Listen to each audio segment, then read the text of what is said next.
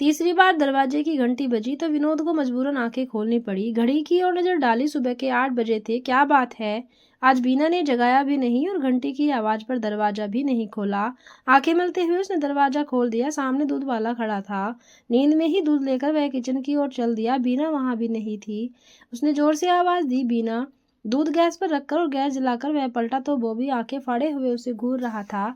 शायद विनोद की आवाज से जाग गया था। क्या हुआ पापा?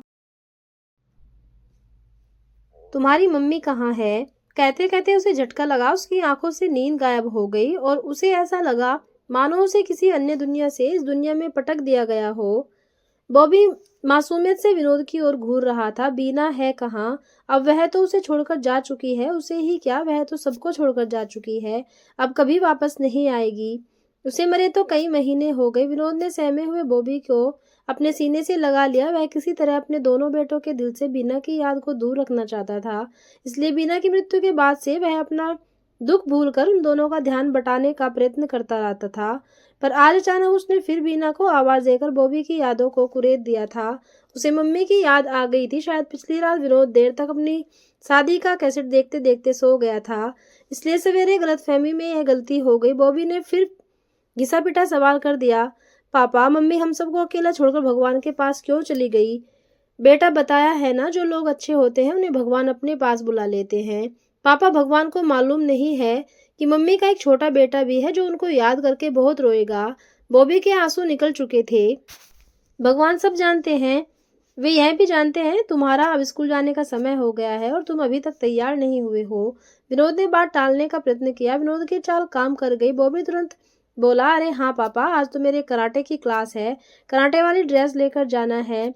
चिंटू बड़ा था। बीना की मृत्यु के बाद से ही वह गुमसुम अवश्य हुआ, पर ऐसा लगता था मानो रातों रात ही वह अपनी उम्र से कई वर्ष हो गया हो। पापा के काम में हाथ बटाना, बॉबी को तैयार करना आदि कार्य उसने स्वयं ही अपने हाथ में ले लिए थे। माँ के विषय में वह कभी अपने पापा से कुछ नहीं पूछता था। वह जानता था कि ऐसा करने से पापा को बुरा लगेगा। बच्चों के स्कूल जाने के बाद घर का सूनापन विनोद को काटने लगा। गुजरे कुछ महीनों में उसके जीवन में जो तूफान आया था उसका शोर कानों में पुनः गूंजने लगा। बीना को हल्का सा बुखार हुआ था। रात में डॉक्टर ने दवा भी दे दी थी, पर शायद भगवान का कुछ और ही मंजूर था। सवेरा होते होते बीना ने संसार छोड़ दिया। विनोद को गुमसा हो गया। चिंटू ने तो अपने आप को संभाल लिया, पर बॉबी को संभालना मुश्किल हो रहा था। वह अभी बहुत छोटा अपनी दादी की गोद में घुसा हुआ वह बस रोए ही जा रहा था। भगवान जी मेरी माँ वापस कर दो। आनंद फानन में सारे दोस्त रिश्तेदार आदि इकट्ठे हो गए। सबकी जुबान पर एक ही बात थी, कितनी कम उम्र में बुला लिया ऊपर वाले ने। इतने छोटे छोटे बच्चे कैसे रहेंगे बिना माँ के? और फिर विनोद का भी तो सोचो, इतनी पहाड़ से जिंदगी कैसे गुजारेगा अकेले? उसकी भी तो अभी कोई उम्र नहीं है। 37 साल की उम्र भी कोई उम्र है? रिश्तेदारों की बातें विनोद के दिल में अधिक चुभन पैदा कर रही थी। उसका मन होता कि सब लोग चले जाएं, उसे अकेला छोड़ दे, जिससे वह अकेले में फूट फूट कर रो सके। पिछले चंद महीनों में उसने जाना कि वास्तव में पत्नी के न होने से आदमी कितना टूट जाता है। बीना के जाने के बाद से विनोद स्वयं को अधूरा महसूस करने लगा। अंदर ही अंदर घुलने लगा। उसके माता पिता से उसकी यह हालत देखी नहीं गई। उन्हें लगा कि यदि विनोद ऐसी ही हालत में कुछ और दिन रहा तो अवश्य ही बीमार पड़ जाएगा। बहुत सोचने पर उनको यह लगा कि विनोद की दूसरी शादी ही उसका हल है। विनोद को जीवन साथी मिल जाएगा और बच्चों को एक माँ भी। पर अब प्रश्न है कि विनोद से कहे कौन? उनके कहने से तो वह मानेगा नहीं। आखिर इसका जिम्मा उन्हें विनोद के सबसे अजीज दोस्त प्रेम को दिया। एक दिन दोनों चाय की चुस्कियां ले रहे थे तो प्रेम ने बात छेड़ दी, यार विनोद एक बात कहूँ तो बुरा तो नहीं मानेगा? विनोद मुस्कुराया, अरे यार तेरी बात का कभी बुरा माना है मैंने? तो दूसरी शादी क्यों नहीं कर लेता? अभी तो इस शहर में है, अंकल आंटी बच्चों को देख लेते हैं। कल को दूसरे शहर में तबादला हो गया तो कौन देखेगा बच्चों को? पागल हो गया है क्या? इस बुढ़ापे में शादी करूंगा मैं? इतने बड़े बड़े बच्चे के लिए नई मम्मी लाऊंगा? जरूरत बच्चों से अधिक तुझे है।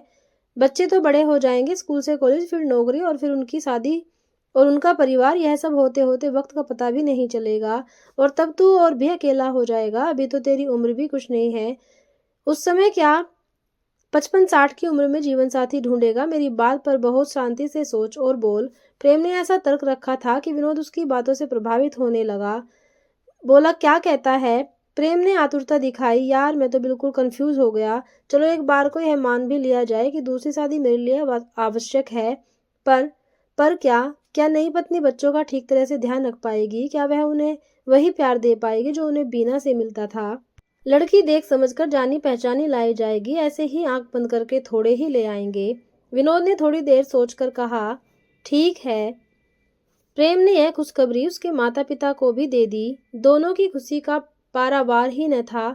उधर विनोद इस विषय में और अधिक सोचने लगा। एक अनजान जीवन साथी के साथ बाकी का जीवन व्यतीत करने की आशा उसको अधीर बनाने लगी। वह उस दिन का बेसब्री से प्रतीक्षा करने लगा जब उसके जीवन में कोई संयोग साथी पदार्पण करेगा, उन तीनों के जीवन में फिर से रस घोल देगा। बस एक ही भय उसे खाता था कि कहीं कोई गलत लड़की उनके जीवन में न आ जाए।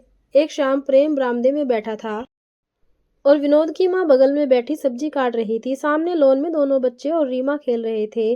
मौका देखकर प्रेम ने बात छेड़ी, आंटी यह रीमा कैसी लड़की है? बहुत अच्छी है बेटा। बिना माँ बाप की लड़की अपने दूर के रिश्ते के चचेरे भाई के साथ बगल में ही रहने आई है। अभी साल भर से और कोई नहीं है इसका। भाभी से अधिक पटती नहीं है, पर क्या करे, कहीं और रह भी नहीं सकती। दिन भर मेरे यहाँ ही रहती है। अब तो इतना घुल मिल गई है कि पूछो मत। बीना के जाने के बाद से घर का सारा काम अब यही संभालती है। चिंटू और बॉबी की तो यह बिल्कुल दोस्त बन गई है। मना भी किया कि इतना मत करीब आ, हम लोगों के कल को ब्याह कर चली जाएगी तो हमें बहुत सूना लगेगा। तो हंसती है और कहती है कि मेरी शादी बॉबी से ही कर दो तो तुम्हारे पास ही रहूंगी। इतनी उम्र हो गई है पर बेचारी की शादी भी नहीं हो रही। आंटी विनोद के लिए कैसी रहेगी यह? प्रेम ने हिम्मत करके पूछ ही लिया। यह तो अभी मेरे ध्यान में ही नहीं आया। देखो आंटी, इस समय हमें ऐसी लड़की चाहिए जो सीधी सादी हो, घर में सबसे घुल मिल जाए और बच्चों को प्यार से रखे। मैं कई दिनों से रीमा पर नजर रखे था, मेरी कसौटी पर तो यह बिल्कुल खरी उतरती है। बाकी जैसा आप लोग ठीक समझे। शाम को ही विनोद के पापा से बात हो गई। उन्होंने भी कहा कि हमें तो बस लड़की चाहिए, बाकी कुछ नहीं। रीमा के भाई भाभी तो बिना किसी खर्चे वाली शादी से बहुत खुश हुए। विनोद ने पहले तो एतराज किया कि रीमा और उसमें 10 वर्ष का अंतर है, पर फिर सबके समझाने पर मान गया। शादी की तैयारियां होने लगी। विनोद को अपने अंदर एक नया उत्साह सा महसूस होने लगा, मानो जीवन में कोई बाहर आने वाली हो, परंतु होनी को शायद कुछ और ही मंजूर था। बॉबी ने घर में चलने वाली चहल पहल और तैयारियों के विषय में पूछताछ करनी शुरू कर दी। जब उसे बताया गया कि उसकी नई माँ आने वाली है तो वह बिदक गया। नहीं, मेरी पुरानी माँ ही वापस आने वाली है। वह पापा से कह गई थी कि वह जल्दी वापस आएंगे अपने बॉबी के पास। सब घर वालों ने बहुत समझाने की कोशिश की पर सब नाकाम। बॉबी टस से मस नहीं हुआ। विनोद को जब पता चला तो वह परेशान हो उठा। उसने दूसरी तरह से बॉबी को समझाने की ठानी। एक दिन वह दोनों बच्चों को घुमाने ले गया और मौका देखकर उसने धीरे से बात छेड़ दी। रीमा तुम्हें कैसी लगती है? बॉबी भी मूड में आ चुका था, बोला बहुत अच्छी है। वह मुझे पढ़ाती भी बहुत प्यार से है, बिल्कुल नहीं डांटती और मेरे साथ खूब खेलती है। अगर रीमा हमारे घर हमेशा के लिए रहने आ जाए तो कैसा रहेगा? बहुत मजा आएगा। पर वह आएंगी, हम उन्हें तुम्हारी मम्मी बनाकर लाएंगे। बॉबी ने अपनी पैनी नजर विनोद पर गड़ा दी और तुनक कर बोला, नहीं, मेरी मम्मी की जगह कोई दूसरा नहीं आएगा। पर अभी तो तुम कह रहे थे कि वह बहुत अच्छी है, फिर क्या परेशानी है? बॉबी ने बड़े बुड्ढों की तरह कहा, सौतेली माँ सौतेली ही होती है। विनोद चौंका, ऐसा किसने कहा तुमसे? किसी एक ने थोड़े ही कहा। 24 नंबर वाली आंटी ने कहा, स्कूल में बिट्टू मालिक किक्की ने कहा, स्कूल बस के कंडक्टर ने कहा, शोभा दीदी ने कहा, बट्टन मौसी ने भी ऐसा ही कहा। सबने कहा था कि सौतेली माँ डायन होती है, उसे घर में मत घुसने देना, वह तुम्हें और भैया को खा जाएगी और पापा को लेकर कहीं दूर उड़ जाएगी। विनोद समझ गया। बात संभालने की गरज से उसने बॉबी को समझाया, बेटा वे लोग गलत बोलते हैं। बॉबी कहाँ मानने वाला था, इतने सारे लोग झूठ थोड़े ही बोलेंगे। हिना दीदी ने तो मुझे सौतेली माँ की वो डरावनी कहानी सुनाई थी ना बाबा, मैं नहीं आने दूंगा सौतेली माँ को। और फिर मम्मी भी तो आकर लड़ेगी मुझसे कि मैंने उनके पीछे किसी और को मम्मी की जगह कैसे कह दिया। विनोद की शादी कैंसिल हो गई। इसके दिल में जो आशा की किरण जागी थी वह एक झटके में ही बुझ गई। दिन गुजरे, हफ्ते गुजरे, महीने गुजरे और कुछ वर्ष भी गुजर गए, पर तीनों की जिंदगी में आया वह शून्य वैसे ही बना रहा और तीनों ने जैसे उस शून्य के साथ जीना भी सीख लिया। दोनों बच्चे बड़े हो गए। बॉबी भी अब समझ गया कि उसकी माँ वापस आने वाली नहीं, क्योंकि वह ऐसी जगह पहुंच गई थी जहां से कोई वापस नहीं आ सकता। चिंटू का दाखिला इंजीनियरिंग कॉलेज में हो गया। उसे दूसरे शहर जाना था। बॉबी भी उसके साथ जाने की जिद पकड़ बैठा। विनोद ने सोचा कि उसका तबादला अब कभी भी हो सकता है, तो उसने बॉबी को भी उसी शहर के स्कूल में दाखिल करा दिया। चिंटू और बॉबी के रहने का प्रबंध विनोद ने दीनू बाबा के घर में करा दिया। दीनू बाबू विनोद के करीबी थे, उम्र में बड़े थे, पर विनोद उनको अपना बड़ा भाई मानता था। पत्नी का काफी पहले देहांत हो चुका था। उसके दोनों बच्चे अपना अपनी नौकरी के कारण मुंबई में फ्लैट लेकर रहते थे। दीनू बाबू अकेले थे। चिंटू और बॉबी से उन्हें बचपन से ही लगाव था। उन्होंने ही उन दोनों को अपने पास रखने की जिद की थी, जिससे उनके घर का सूनापन खत्म हो जाए और उनके बुढ़ापे के लिए सहारा मिल जाए। वहां जाने पर बॉबी को बड़ा अच्छा लगा। नई जगह, नए लोग, नए नए दोस्त। दीनू अंकल भी बहुत अच्छे थे। खाली समय में दीनू अंकल बॉबी के साथ कैरम, ताश, शतरंज वगैरह खेलते थे। दीनू बाबू बॉबी का इतना ख्याल रखते थे कि बॉबी उनका बहुत चाहने लगा था। एक दिन शाम को बॉबी जब खेल कर घर लौटा तो अंकल कमरे में अंधेरा किए बैठे थे। बॉबी ने लाइट जलाई तो उसे लगा कि अंकल शायद रो रहे थे। बॉबी ने अंकल को कुरेदा। पहले तो वह कुछ न बोले। बॉबी के जिद करने पर उन्होंने बताया कि उन्होंने अपने दोनों बेटों को दिवाली की छुट्टियों में अपने पास बुलाया था, पर वे नहीं आ रहे हैं। लिखा है कि उनके बच्चे महाबलेश्वर जाने की जिद कर रहे हैं, इसलिए अब वे लोग शायद गर्मियों की छुट्टियों में ही आएंगे। बॉबी ने उन्हें दिलासा दिया, कोई बात नहीं अंकल, गर्मी की छुट्टियों में 5-6 महीने ही तो रह गए हैं, थोड़ा इंतजार ही सही। वही तो कर रहा हूँ, पिछले 7 सालों से ये लोग यही लिखते आ रहे हैं, पर आता कोई नहीं। तो आप क्यों नहीं चले जाते मुंबई? कैसे जाऊं इस बुढ़ापे में? और फिर वे लोग कहते हैं कि उनके फ्लैट बहुत छोटे हैं, मुझे उनके साथ रहने में दिक्कत होगी। मेरी तो आंखें तरस गई हैं उन लोगों को देखने के लिए। अंकल बोलते जा रहे थे जैसे दिल की भड़ास निकाल रहे हों। तेरे आने से पहले मैं किसी से बात करने को भी तरस जाता था। कितनी देर अखबार पढूं या कितनी देर टीवी देखें? कोई अपना भी तो होना चाहिए जिससे दिल की बात कर सके। सिर में दर्द होता है तो अपने हाथों से ही दबा लेता हूँ। बुखार होता है तो कोई हालचाल पूछने वाला नहीं है। हर पड़ोसी काम धंधे वाला या परिवार वाला है, उसको मेरे लिए फुर्सत थोड़ी ही है। किसी से थोड़ी देर बात करने लगता हूँ तो वह किसी जरूरी काम का बहाना करके निकल लेता है। बॉबी ने बात का रुख बदलने का प्रयत्न किया। छोड़िए अंकल, अब मैं तो हूँ यहाँ, आप मुझसे बातें करिए और मेरे साथ खेलिए। मैं आपकी उम्र का तो नहीं हूँ, पर मुझे आप अपना दोस्त समझिए। अंकल सहसा ही हंस दिए। शायद इतने छोटे बच्चे के आगे बचपना करके उन्हें अपनी गलती का एहसास हुआ था। अंकल शतरंज का बोर्ड लाने गए तो उनके नीचे दबा हुआ एल्बम बॉबी को दिखाई पड़ गया। उसके आने से पहले शायद अंकल वही एल्बम देख रहे थे। उसने खोल के देखा तो वह अंकल की शादी का एल्बम था। बॉबी पन्ने पलटते हुए एक एक फोटो देखने लगा। उसे पता ही नहीं चला कब अंकल आकर उसके पीछे खड़े हो गए।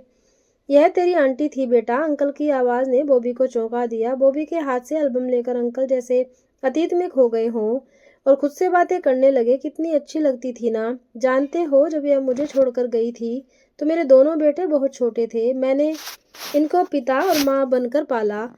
आपने दूसरी शादी क्यों नहीं की? चिंटू ने पूछा। कर लेता, पर मेरे बेटों को सौतेले सब्ज ने, सारे सितारों को मिलने वाले ने इतना डरा दिया था कि वह नई माँ लाने के लिए राजी न हुए, तो मैंने भी इरादा छोड़ दिया। अगर मैं तब दूसरी शादी कर लेता तो इनकी नई माँ इन लोगों के काम आती और आज बुढ़ापे में वह मेरे सुख दुख का सहारा होती। जब उनको सहारे की जरूरत थी मैंने वह जरूरत पूरी की, पर आज मुझे सहारे की जरूरत है तो वे लोग भूल गए। अब वे मुझे यहाँ पटक कर खुद मुंबई में रह रहे हैं। यह भी नहीं सोचते कि बुढ़ा अकेला पड़ा होगा।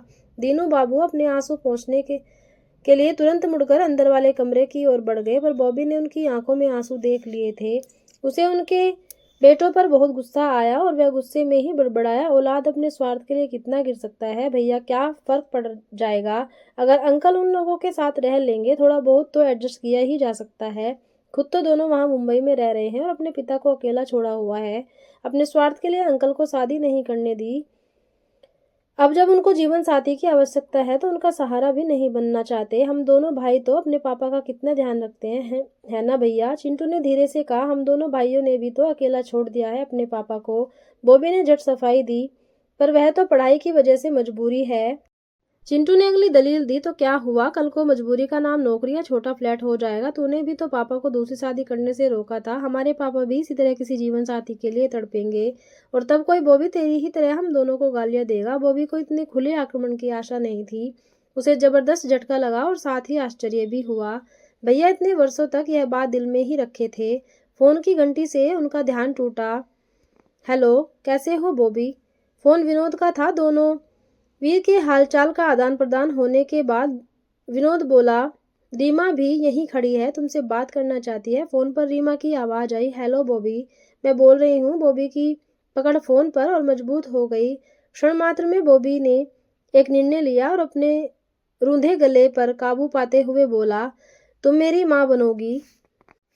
उधर सन्नाटा छा गया। फिर विनोद की आवाज आई, बॉबी तुमने क्या कह दिया बेटे कि रीमा भाग गई? पापा अगले हफ्ते में भैया के साथ 2 दिन के लिए आप लोगों के पास आ रहा हूँ। तब तक आप दोनों शादी की तैयारी कर लीजिए। मैं अब अपने मम्मी कहना चाहता हूँ। विनोद को अपने कानों पर विश्वास ही नहीं हुआ। बॉबी ने अपनी बात जारी रखी, और पापा हम लोग फिर मिलकर दिवाली वहीं दीनू अंकल के साथ मनाएंगे। बॉबी ने कनखलियों से देखा।